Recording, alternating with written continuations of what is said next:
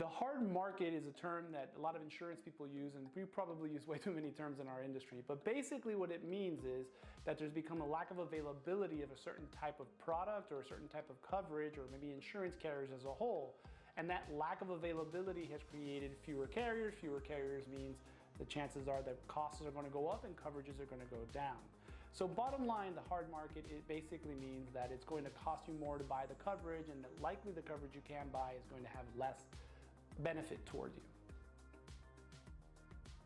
For most people, the hard market really just means that you're going to be paying higher premiums for the same coverage that you used to have. So fewer carriers means that there's more, the carriers that are left are taking on more risk. The fact that they're taking on more risk means that they have higher possible losses, so they increase premiums in order to match that. So for most people, it just means that the insurance will cost more. For some people though, it will mean that they're taking on more risk. Right, so in addition to sometimes increasing the premium, what ends up happening is they start to say these benefits that we previously provided, we're no longer willing to provide. That means as a homeowner or as a business owner, you have to be prepared to understand what those new risks that you're taking on or insuring yourself are, and what does that mean for your cash flow long term. Are you going to have to start a savings fund? Are you going to have to spend money on doing things to mitigate the risk, which basically just means so that you don't end up having that claim, or that claim is reduced to the lowest amount of cost to you as possible. So it's either going to be increasing premiums or taking on more risks, or a combination thereof. That's what the hard market means to you. Sometimes the hard market makes it feel like you really have zero options, but the reality is that you do have options. They just not may be the exact options you were hoping for. Work with your independent insurance agent. Make sure that they understand everything that's going on in your business or with your home, so that they can see what are all the possible discounts that might be available. They can reach out to the maximum number of carriers that they currently have available in your market, and making sure that you're having those conversations about changes that have existed, so that way they can look at many options and provide you the best option available to you right now. Especially during a hard market when premiums can increase significantly, like they have in this current hard market, I often get asked, should I just not buy insurance and self-insure? Now, self-insurance is different than not buying insurance. They're not the same thing. Not buying insurance is you're basically taking on that risk, 100% hit to your cash flow yourself. Self-insurance means that you're going to have a plan in place to mitigate risk and to be able to offset the hits to your cash flow that eventual loss will cause. Now, if you're not doing that second thing, which sounds convoluted and complex, then no, you should not self-insure. Self-insurance means you have a plan in place. A lot of times they'll say something like, well, if I have $1 million building and it's going to cost me $100,000 to insure it, I could just take that $100,000 and put it in the bank.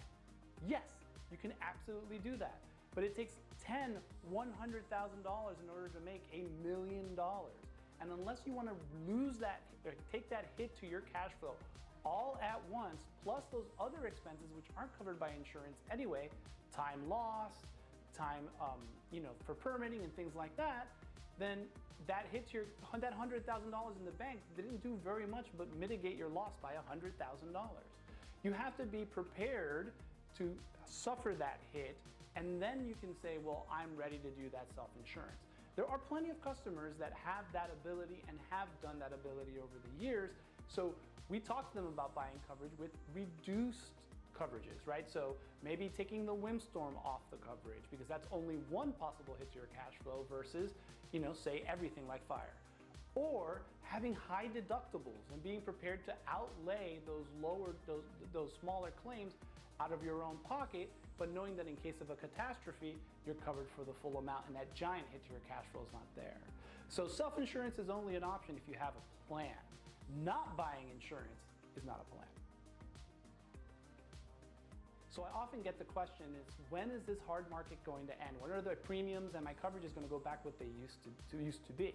The reality is that unfortunately, I can't answer that question. I can say definitively that it will end. Historically speaking, we've seen them come and go, but how long they hang around, well, that's kind of hard. Most of the time, it's not like a hard beginning and a hard end, because what will end up happening is you'll have a type of coverage that ends up being a hard market for longer, while other coverages start to soften up during that time period. say property market might stay hard in Florida for another, couple of years, but the liability market might start to get better if the claims and the nuclear claims start to get under control. So the reality is that there's no real easy answer to say when it will end, but I can guarantee it will end. Just be prepared to look at these coverages and deal with this on an annual basis, and eventually you will see some relief.